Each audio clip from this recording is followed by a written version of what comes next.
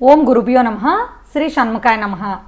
వాస్తు చూడడానికి వెళ్ళేటప్పుడు చాలామంది ఏంటంటే స్టోర్ రూమ్స్ అని ప్రత్యేకంగా పెట్టుకోవడము, అందులో పాత పనికిరాని వస్తువులు అన్నిటినీ కూడా దాచుకోవడము, వాళ్ళకి అవసరం లేకపోయినా ఎప్పటికైనా పనికొస్తుందిలే అని చెప్పేసి వాటిని ఒక మూల పెట్టి శుభ్రంగా కళగా ఉన్నటువంటి ఇంటిని కానీ ఆఫీసుని కానీ కళ లేకుండా చేస్తున్నారు. అలా అనవసరమైన వస్తువులన్నీ చేరే చోట ఖచ్చితంగా దరిద్ర దేవత వచ్చి కూర్చుంటుంది. మీకు అభివృద్ధి అనేది లేకుండా చేస్తుంది.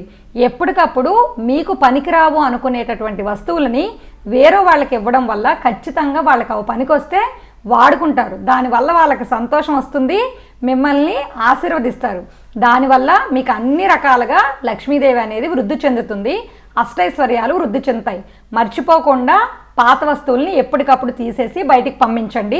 వాస్తు దోషాలు ఏర్పడకుండా చూసుకోండి. ఇలాంటి మరిన్ని వీడియోస్ కోసం శ్రీ శివకామశ్రీ